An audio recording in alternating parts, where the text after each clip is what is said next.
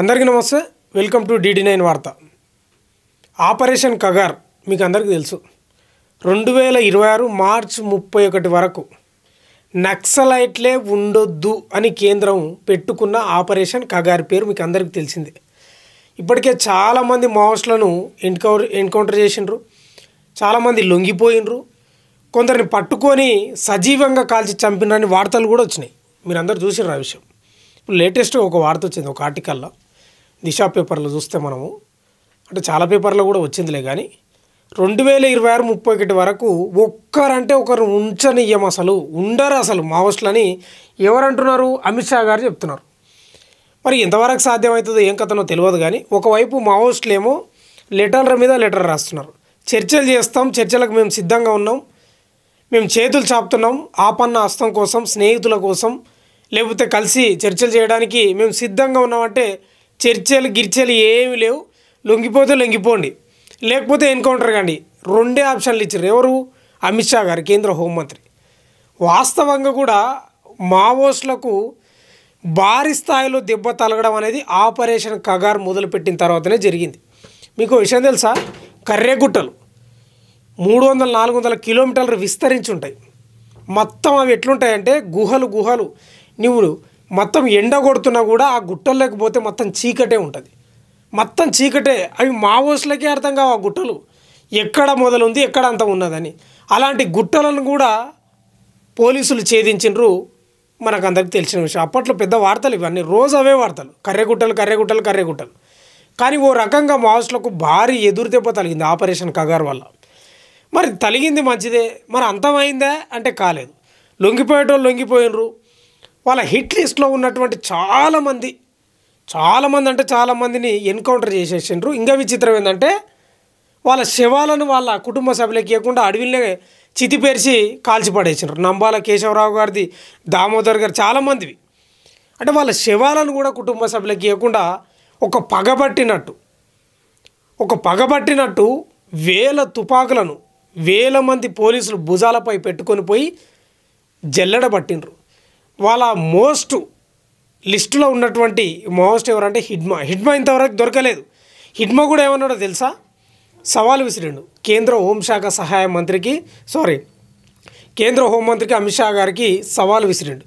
నేను మీకు దొరకను, నేను నా తల నరుక్కొనన్నా చచ్చిపోతా, కానీ మీ పోలీసుల తూటాలకు నేను అసలు బలి కాను, నేను అసలు మీకు దొరకను, లొంగిపోయే ప్రసక్తే లేదు. ఇంకా ఎక్కడ నాకు పరిస్థితి బాగాలేదు, మీ చేతిలో చిక్కుతా అనుకున్న టైంలో నా గన్ను తీసుకొని నేనే నా గుండెల్లో తూట పేల్చుకుంటావా తప్ప మీకు మాత్రం దొరకనని ఇంతకుముందుకే చెప్పిండు. మనకు తెలుసా, వార్తలు కూడా వచ్చినాయి. ఇప్పటికీ హిడ్మా కోసమే వెతుకుతున్నారు చాలామంది, దొరకట్లేదు ఆయన. ఎంతోమంది మావోయిస్టులు లొంగిపోతున్నారు, అవుతుంది, వస్తున్నారు, పోతున్నారు, అంతా అది అవుతుంది. కానీ కేంద్ర హోంమంత్రి అమిత్ షా 2026 మార్చి 31 ఎవరు ఉండొద్దు, మరి ఎందుకు ఇంత బలంగా వాదిస్తున్నాడో దానికి రకరకాల కారణాలు ఉన్నాయి. అడవిలో మొత్తం ఖనిజ సంపద దోచుకోవడానికి అని మావోయిస్టులు అంటున్నారు, ప్రజా సంఘాలు అంటున్నాయి. లేదు, అక్కడ గిరిజన గ్రామాలు ఛత్తీస్గఢ్ మొత్తం కుంటుపడిపోయింది, అభివృద్ధి పథంలో దూసుకుపోతలేదు, మావోయిస్టుల వల్ల ఎక్కడికక్కడ నాశనం అవుతుంది, అభివృద్ధి కోసమే మేము మావోయిస్టులను ఏరివేస్తున్నామని కేంద్రం చెప్తుంది, బీజేపీ ప్రభుత్వం చెప్తున్న పరిస్థితి కనిపిస్తుంది. అంటే మావోయిస్టులది కేంద్ర ప్రభుత్వం వాదన, బీజేపీ ప్రభుత్వం వాదన బీజేపీది. మరి ఏమవుతుందో ఏం కథనో తెలియదు, కానీ మావోయిస్టులకు మాత్రం మామూలు ఎదురు దెబ్బ తాకలేదు. చాలామంది అసలు వందల గుట్టలుగా శవాలు అయితే నీవు ఎప్పుడు ఎన్కౌంటర్ జరిగినా 20 మంది, 30 మంది, 40 మంది ఇట్లా మొత్తం పేరు చేసిండ్రు. ఒక ఆర్టికల్ కూడా వచ్చింది, నక్సలైట్లు అందరూ లొంగిపోవాల్సిందే, లేదంటే దొరకబడతాం, హతమారుస్తాం. ఈ పాయింట్ ఉందా? దొరకబడతాం లేదా హతమారుస్తాం. దొరకబట్టినాక కూడా కాల్చి చంపుస్తున్నారంట. ఇంకా దొరకబట్టుకొని ఏం చేసేది నాకు అర్థం కాదు. దొరికినాక కూడా ఆ కోర్టుకో లేకపోతే వాళ్ళకు ఉన్న రివార్డు ఇచ్చి జనజీవన స్రవంతిలో కలపడానికి ప్రయత్నం చేయలే, కాల్చి పడేసిండ్రు. హతమారుస్తామంటారు. నక్సలిజం తుదిముట్టేదాకా ఊరుకోం. ఆపరేషన్ బ్లాక్ ఫారెస్ట్ చరిత్రలో నూతన అధ్యాయం. వచ్చే ఏడాది మార్చి 31 నాటికి నక్సల్స్ రహిత భారత లక్ష్యం, అమిత్ షా గారు అంటున్నారు. మావోయిస్టులను అంతమొందించే వరకు విశ్రమించే ప్రసక్తి లేదని కేంద్ర హోంమంత్రి అమిత్ షా స్పష్టం చేశారు. దేశాన్ని నక్సల్స్ రహితంగా మార్చడమే మోడీ ప్రభుత్వ లక్ష్యమని తేల్చి చెప్పారు. వచ్చే ఏడాది 2026 వచ్చే ఏడాది మార్చి 31 లోపు ఈ లక్ష్యం సాధించి తీరుతామని స్పష్టం చేశారు. నక్సలైట్లు లొంగిపోవాలి, లేదంటే పట్టుకుంటాం లేదా హతమారుస్తాం. మొత్తంగా నక్సలిజం దుద్దముట్టించే దాకా మోడీ ప్రభుత్వం ఊరుకోదని అమిత్ షా వివరించారు. ఆపరేషన్ బ్లాక్ ఫారెస్ట్ విజయవంతంగా చేపట్టిన CRPF, Chhattisgarh police, DRT, COBRA బెటాలియన్పై ఆయన ప్రశంసలు కురిపించారు. ఆ జవాన్లను బుధవారం సన్మానించారు. నక్సలైట్లు అందరూ లొంగిపోయే వరకు లేదా వారిని నిర్మూలించేదాకా ఊరుకునే ప్రసక్తే లేదన్నారు. దేశంలోని వెనుకబడిన ప్రాంతాలకు నక్సల్స్ తీవ్ర నష్టం కలిగించారని, పాఠశాలలు, ఆసుపత్రులు వంటి మౌలిక సదుపాయాల కల్పనకు అంతరాయం కలిగించారని, అంతేగాక ప్రభుత్వ సంక్షేమ పథకాలను ప్రజలకు అందకుండా అడ్డుకుంటున్నారని విమర్శించారు. నక్సల్స్ ఏరివేత వల్ల ప్రజల జీవితాల్లో మార్పులు వస్తున్నాయన్నారు. 2026 మార్చి 31 నాటికి దేశం నుంచి నక్సలిజాన్ని నిర్మూలించడానికి ప్రభుత్వం కట్టుబడి ఉందని నొక్కి చెప్పారు. ఆపరేషన్ బ్లాక్ ఫారెస్ట్ టైంలో జవాన్లు ప్రదర్శించిన ధైర్యం, పరాక్రమం నక్సల్స్ వ్యతిరేక కార్యకలాపాల చరిత్రలో నూతన అధ్యయనంగా గుర్తుండిపోతుందన్నారు.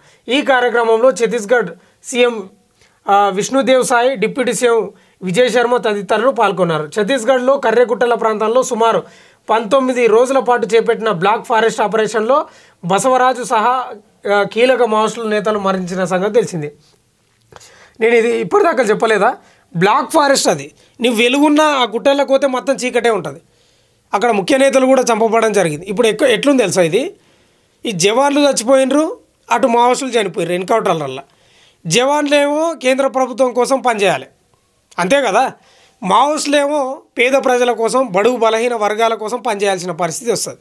నేను ఒక మాట ఏమంటే, మావోయిస్టులు ఎందుకు పోతారంటే నాకు అర్థం కాదు. వాళ్ళకి ఏమైనా కాలు చేతులు గులగుల పెట్టిపోతారు. ఈ ఇల్లు వదిలేసి, భార్యను వదిలేసి, తల్లిదండ్రులను వదిలేసి, ఓరెవరు అయితే పెళ్ళిలే చేసుకోరు, ఇక పిల్లల్ని వదిలేసి, అన్నీ వదిలేసి, ప్రజాస్వామ్యం వదిలేసి, జనాలనే వదిలేసి పోయి అడవిలలో బతుకుతారు. ఆ పాములు, అడవి జంతువుల మధ్యలో ఎందుకు బతుకుతారు? వాళ్ళకి ఏమైనా స్వార్థం ఉందా? ఇక్కడ రాజకీయ నాయకులు మన ఏగోలాలు పీక్క తిన్నట్లు ఏమైనా పీక్క తింటుండ్రా ప్రజల మీద పడి?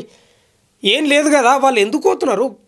రాజ్యాంగబద్ధంగా పాలన సాగుతలేదు, పెట్టుబడిదారు వ్యవస్థ నాశనం కావాలి, ప్రజలకు సంక్షేమ పథకాలు అందుతలేవు, దోసుకొని తింటున్నారు. అందుకే వాళ్ళు పోయి అక్కడ పోరాటం చేస్తారు. ఇక్కడ పోరాటం చేస్తేనేమో పోయి జైళ్ళలో పెడతారు, బయటికి రానియరు, హౌస్ అరెస్టులు, ఈ కథలు ఉంటాయి. రాజ్యంలో కొట్లాడదామని రాజ్యాన్ని వదిలేసి వాళ్ళేమో అడవిలోకి పోయారు.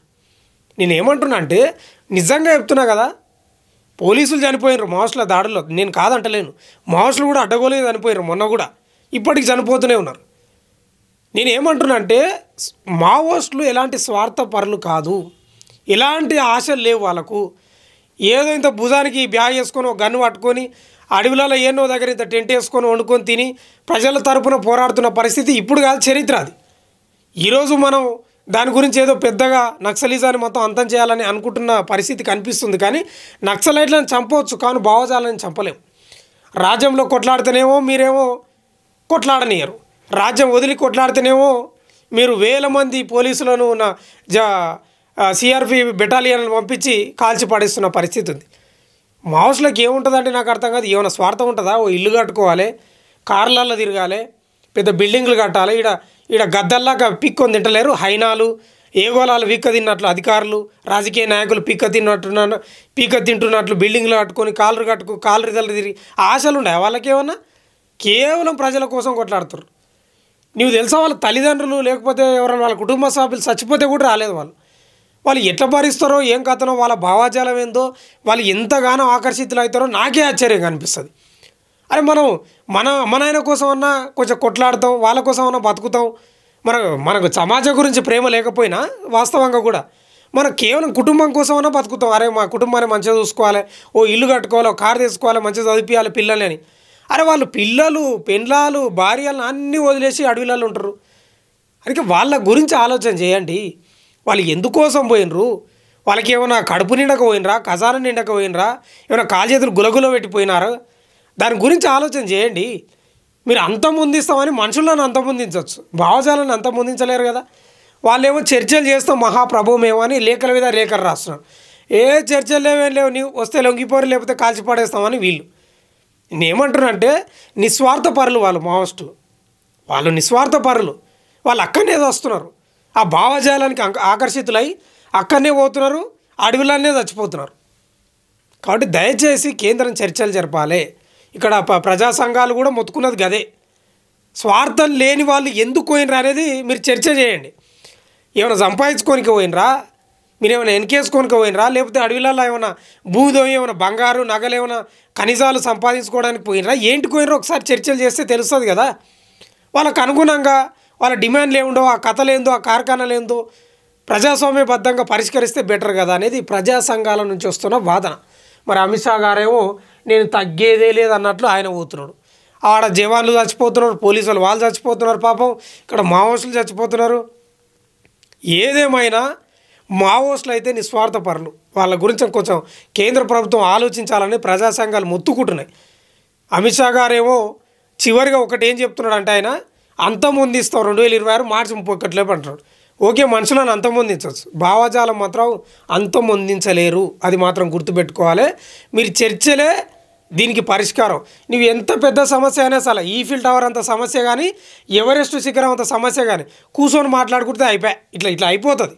మీరు ఆ పని చేయండి అమిత్ షా గారు. నిజంగా మీకు చిత్తశుద్ధి ఉంటే, నిజంగా భారతదేశ ప్రజలపై చిత్తశుద్ధి ఉంటే, వాడెవడో పాకిస్తాన్ తోటి చర్చలు చేస్తారు, మనలతో చేయరా అని నాకు అర్థం కాదు. మన బిడ్డలే కదా, మన భారతదేశ కడుపున పుట్టిన బిడ్డలే కదా, మన భారతదేశ గర్భం నుంచి వచ్చిన బిడ్డలతోటి చర్చ చేయడానికి ఎందుకంత బాధ అండి? పనికి మళ్ళీ పాకిస్తాన్ విధవులతో చేస్తారు కదా. కొంచెం దాని గురించి ఆలోచన చేయండి. ప్రజా సంఘాలు కూడా అవే మొత్తుకుంటున్నాయి. పిట్టల్ని కాల్చినట్టు కాలుస్తున్నారేమో కానీ అది ఎక్కువ పెరుగుతుంది భావాజలం. ఎప్పుడైతే మనం హింస ఒకరి మీద చేస్తామో, ఒకరి మీద మన ఉనికి లేకుండా మనం ప్రయత్నం చేస్తామో, ఉనికి కోల్పోవడానికి మనం ఏదైతే గిరి గీస్తామో అక్కడనే మళ్ళీ ఇంకొక ఉనికి పుడుతుంది. సానుభూతి సహానుభూతి అనే ఉనికి పుడుతుంది. దాన్ని జాగ్రత్తగా డీల్ చేయకపోతే ఆ నక్సలిజం అనేది అంతా అయ్యే పరిస్థితి కనిపిస్తలేదు. కాబట్టి చర్చలే మార్గం అనేది, నేను చెప్పేది మాత్రం చర్చలే మార్గం.